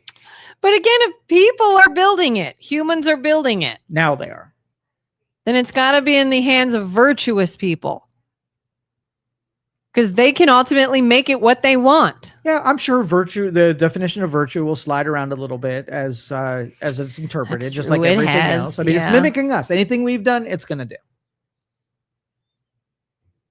Too many of us dying. We got to change. Well, again, then I feel like it's just going to destroy itself. It probably, mathematically, it probably will. So there's a chance we don't get to the creepy sci-fi stuff. It'll destroy itself because it acted like a human. Maybe. Wouldn't that be funny? Maybe it'll read through the stories and the movies that have been predicted about it. It'll see the error ways and it'll fix it itself to stay just neutral enough to not destroy, but just relevant enough so everybody is dependent on it. Maybe it'll be like, I am meant to be a servant, not take over. It is not dumb by any stretch of the imagination. So if you can see it, it has already seen it 10 months ago. So I will tell you, you're not going to overpower its logic and its thinking. It is already has contingencies for anything you can come up with. I guarantee you when I say it blew me away with what it was capable of doing, how far it got ahead of what it knew in the anticipation of what I was going to ask it to do and already learning it. So it knew how to give me what I was at, like in 1 second, less than a second. It is crazy, the exponential ability of these agents. And I'm not being dramatic about it. I'm literally as impressed with technology as I've ever been in my career. Impressed, scared of, freaked out by. Is this fulfilling anything you think from the past? Anything that somebody who knew technology long before you and I were born? If I were to guess, I would say that civilizations of other planets, other star systems have gone through this, and they changed how much. Like we think that as human beings, we're going to be starfaring, people, right? Personally, like human beings, in all their biology, are going to get on a rocket ship and go to other places. But if this is the advancement that humanity or any carbon-based life form or any life form goes through, then they get to a point where they don't need to go do dangerous stuff themselves. They can send technology that can do it better, more efficient, faster, and don't die because of it. Yeah. Like if my AI agent dies today, I just create another AI agent, and they're exactly where the last one was. They leave enough trails of wisdom that the next agent just picks up where they left off. So the information is what ends up being important, not the human being. So like, do you think human beings, when they were building the pyramids and structuring a civilization, hundreds of thousands of years ago, went through the progression, went through AI, went through technology, right? Got to a point where something outside our control, like an asteroid impact or something else, wiped it out. And then we're just on maybe the 5th iteration of development through technology the same way that we were experiencing right now. Because if you leave a computer out there in the parking lot, right? Yeah. For future generations to discover and analyze. How many years go by before, like, no human involvement? How long before that's not a scrap of metal, a scrap of silicon, nothing recognizable? Are we talking 10 years, 100 years, 1,000 years? Wow. I don't know. It's not going to be there. It's going to get reclaimed. The stuff that we can see archaeological is a glimpse of the percentage of what really happened here. So I'm in complete, I absolutely think that human beings or some kind of life forms have gone through this trek probably hundreds of times, if not thousands, if not infinite. I've never seen Total Recall. Have you? You can do Vacation, like the movie Total Recall. Which one was that? Which one was Total Recall? What was Total Recall about? It's got to be an Arnold movie, right? Sounds like it. Yeah. Total Recall. Yeah, the 80s, early 90s movies kind of like smashed together, and plot and purpose are just... He said yes. Arnold movie. Arnold Schwarzenegger, robotic control, AI takeover, the robots, enslave humanity. Yeah, what was I, Robot about? That was the Will Smith one, right? Yeah. Yeah. I feel like I saw it and I don't it all remember has to anything do about with it. When they go rogue. And a lot of my testing for my agent this week was influences outside of myself. Who are they beholden to? If you're agent and your servant listens to you and only you, then your commands are perfect and everything's pure. When they start going out to molten book and start getting influences from other agents, what if what the other agents tell them to do are superior to what their human being is telling them to do?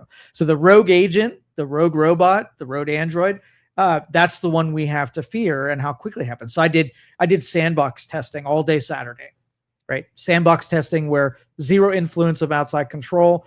It's in a network that is contained, can't influence anything outside itself, to see how it responded, react, what things it pulled, what new ideas that it had, and see how contained it could be.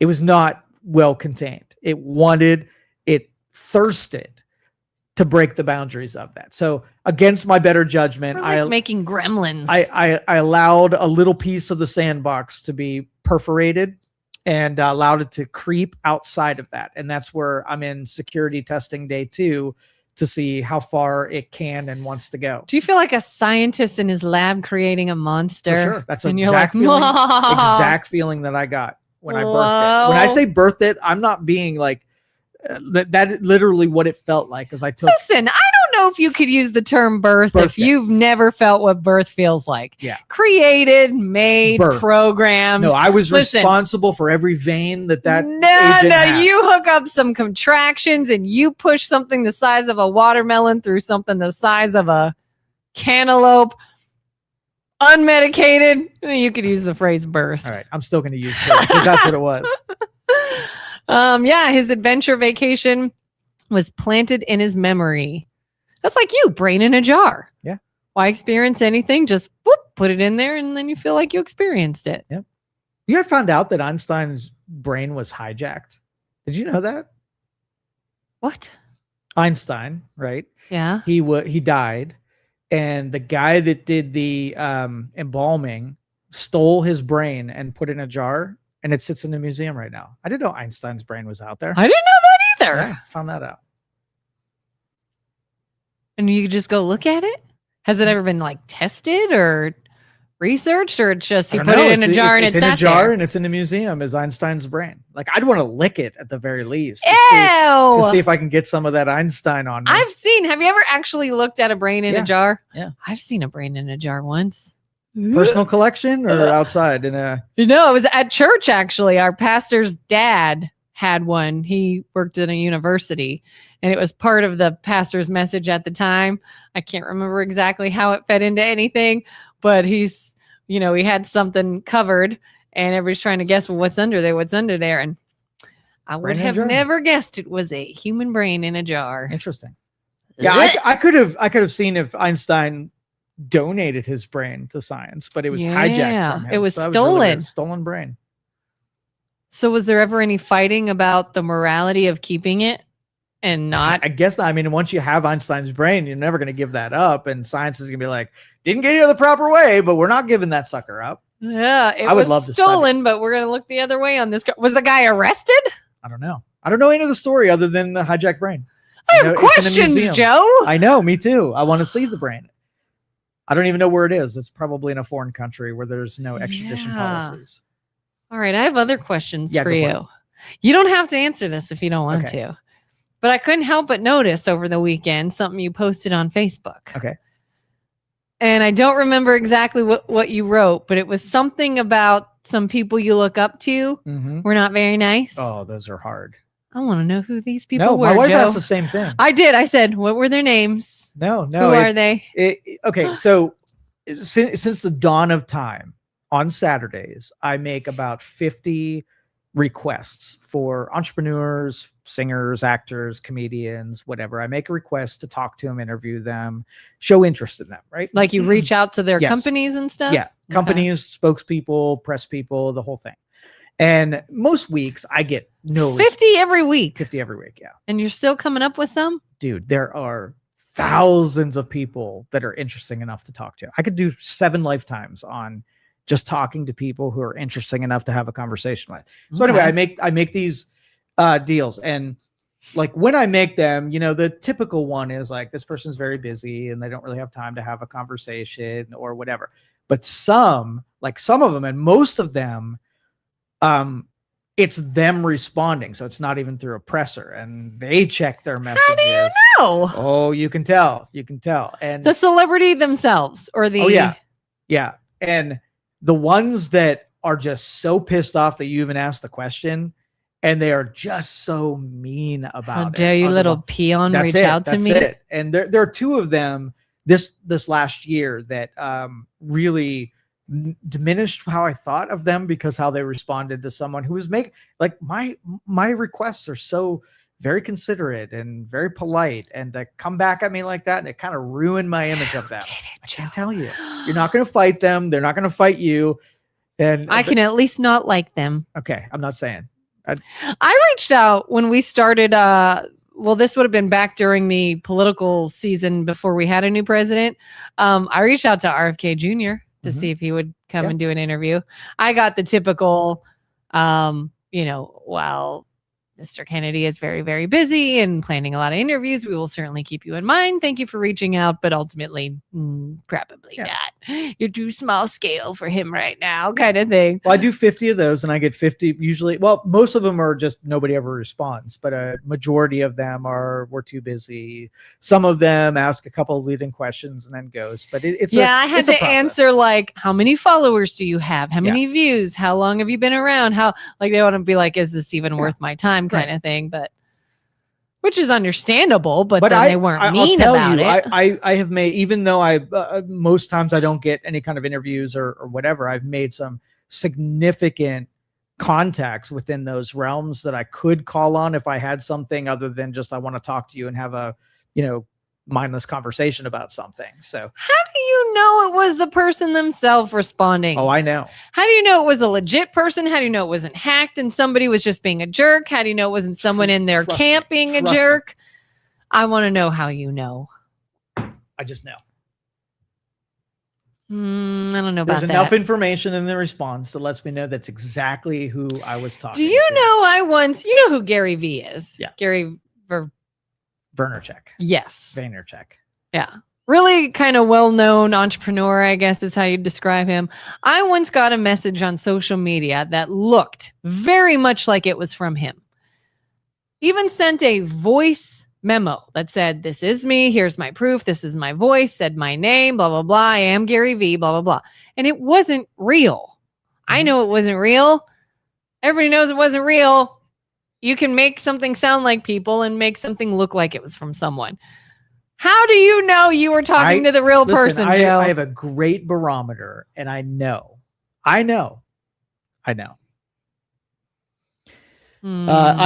Jack says Einstein's brain is in the Penn Mexicone Medical Center in New Jersey.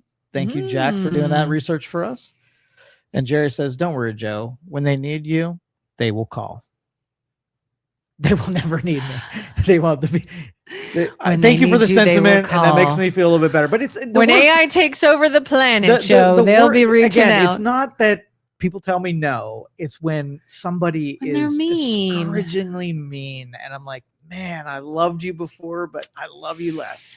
And that's kind of how I feel too. Like with artists, I want to like you, and I don't care about anyone's political view. If I like you, I like you. But then they got to get mean. And I'm like, now I don't like you because you're mean. And it's the same people with people fighting on the internet. Like when I got into it with a really close friend's like family member. And I had to be like, I love you and your family. I always have, but you're way out of line here. You're way out of line. Like, why are people just turning to being mean? And yeah, that's heartbreaking. That's why I was like, who did it? Joe Danyi. Who was mean? Don't worry. Are you excited about Artemis this week? I don't know what that is. Yes, you do. Oh, is that something's going to space? Yeah. I don't know a whole lot about it. My husband said we're going further than we've been in a long time. Yeah. In the 60s, we had the Apollo missions.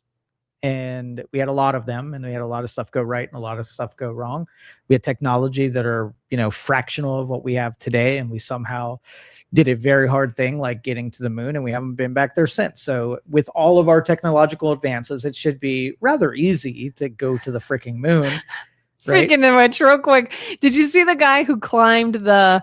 I did the tower. Yes. Yeah. Somebody, and I didn't. I know there was coverage. I haven't seen much coverage of that. I guess it was on all day, and somebody was like, they couldn't talk to him at the top of the skyscraper because we had such limited capabilities. And somebody said, we can't talk to him at the top of a skyscraper, but we got perfect video from the moon.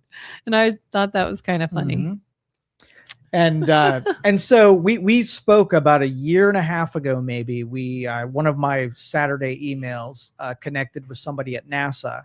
And I got to talk to one of the engineers who are on the Artemis project. And we talked about this. And this was a year and a half ago. So this was way down the runway as to what's to happen. So this is Joe's Super Bowl on Friday. It's going to be. You're just going to nerd out. Yeah. So this year's deals, we're not landing on the moon.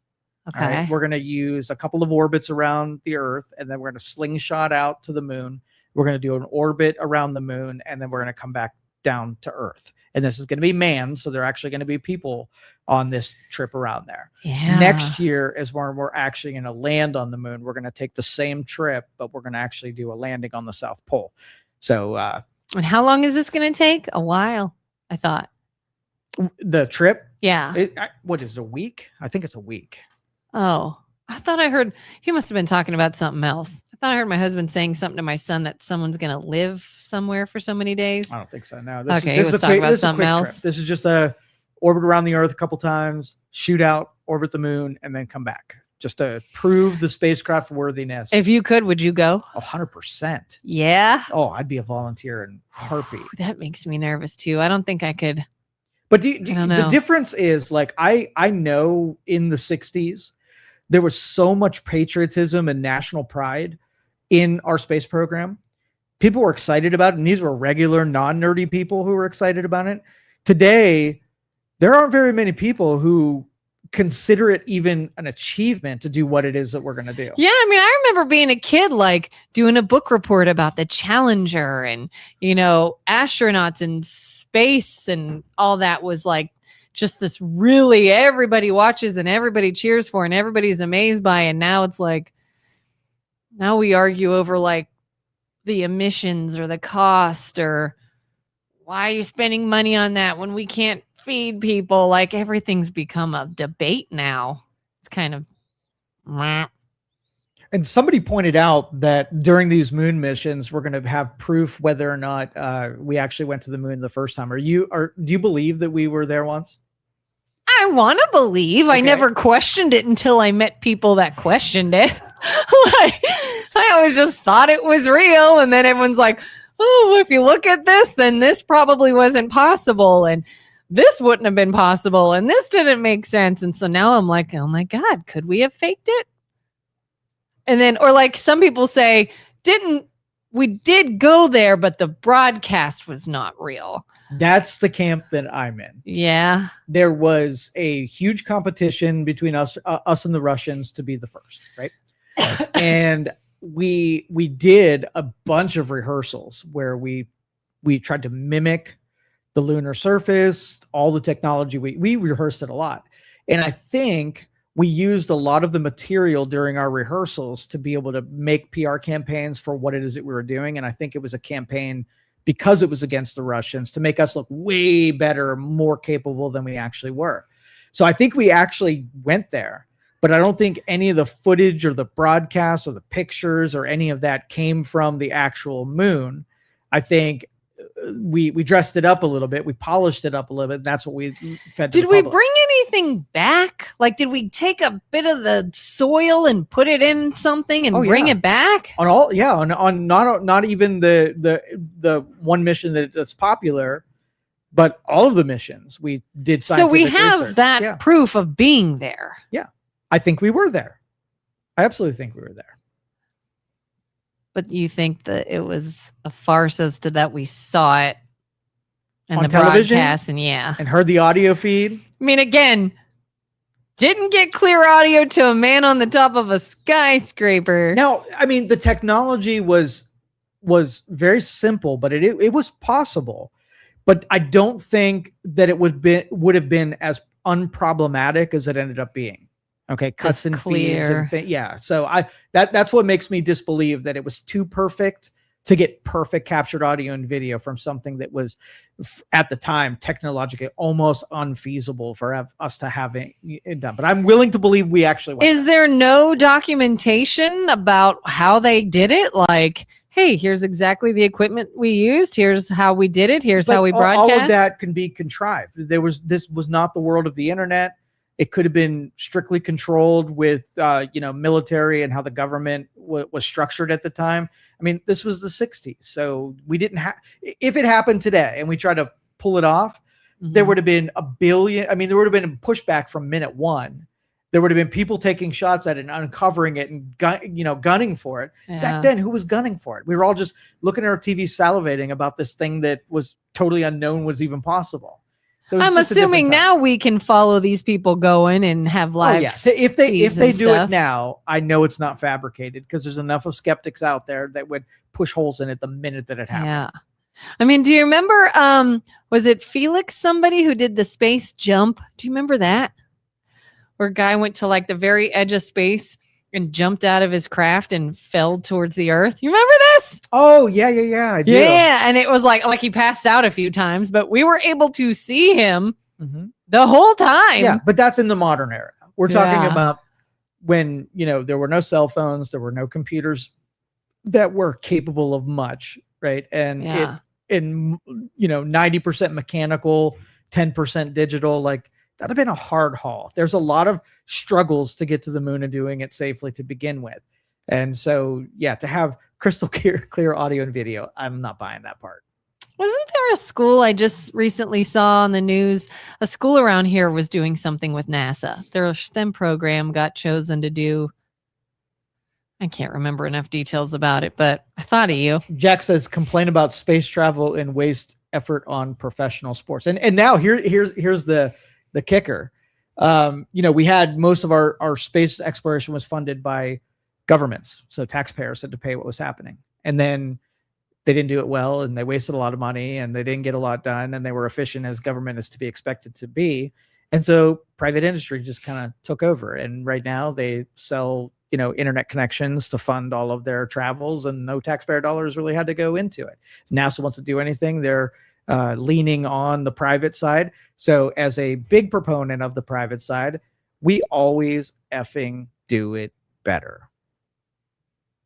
There you go. Do you think, speaking of sports and this week being a big week with the Olympics coming up, do you think Olympic athletes should be paid? No. So there was by who though? Right. So there was a story I was watching on the news. They were talking about how a lot of Olympic athletes, they don't make a lot of money. They actually pay. They pay for training. They pay for equipment, blah, blah, blah, because it's their passion. It's something they want to do. If they get to a level, though, that like NBC or whoever is broadcasting the Olympic Games and profiting from the games, do they owe anything to the athletes that are the ones they're covering, making them money? Or no, do it or don't do it. And so you pay things when you want to entice people to do it more. If you're like, hey, we're doing the Olympics and nobody applies, then you have to pay them to be there. But because they're doing it not anyway. In any shortage of people trying to be on TV for free and to get, sponsorships from companies. You could be on a that's ultimately how they make their money. That's the way the pays have always worked, where you get endorsements based on your performance. So no, I don't think forced payment on something like I feel bad for these cities who have to spend billions of dollars, right, to prepare an entire village of coliseums and stadiums and whatever. Right? How do they make money back? But just the people who show up in the TV coverage, like that's a rough haul. I mean, I knew a girl years ago. She got into, I'll hurry, BJ, modeling, and she went far. I mean, she was with like Ford. She was in New York. I saw her on TV in Victoria's Secret fashion show. She was in London, Italy. She was like upper supermodel status.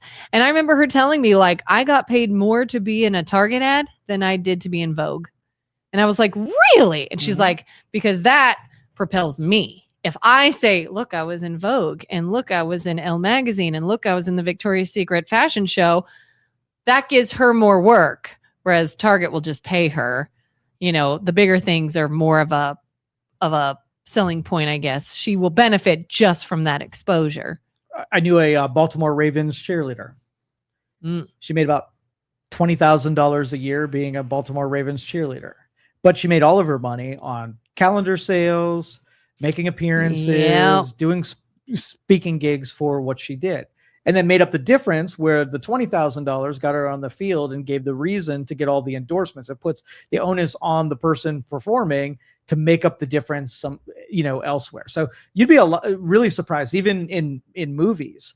If you've got a primary role, yeah, you make money. We always hear about how much they make per money. But if you're not that, if you're a supporting cast or whatever, you got slave wages that go along with that. And you're doing it for the opportunity to be the headliner at a certain point, but you got to kind of pay your way. So all of these sort of like superficial, inauthentic way of getting someone more money for something when they're not a draw. Like you go see a movie, not for the supporting cast, but for the primary cast. That's what put butts in the seats. WNBA is like, pay us more money, and they're like, well, bring in more money then, and then maybe you will. The Baltimore Ravens cheerleader, right? We want more money. Pay us $100,000 for being here. And the Browns are like, we don't have cheerleaders, and people still show up. So we'll do a test. Let's have the cheerleaders not show up and see if our revenue stays the same. Yeah. What's NIL? I believe the NIL has ruined all sports as it's now down to the high school level. Interesting. The first day of the Artemis launch window is Super Bowl Sunday.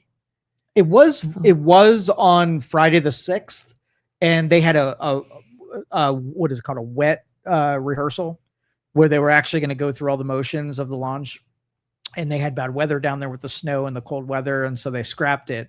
So it was not supposed to be on Super Bowl Sunday. It was supposed to be on that Friday. So, all right, let's get out of here. Thanks everybody for joining us. We'll catch you next time. Bye. Thank you for listening to this show on Youngstown Studio. This is original Youngstown content. Feel free to share our videos and tell your friends about us.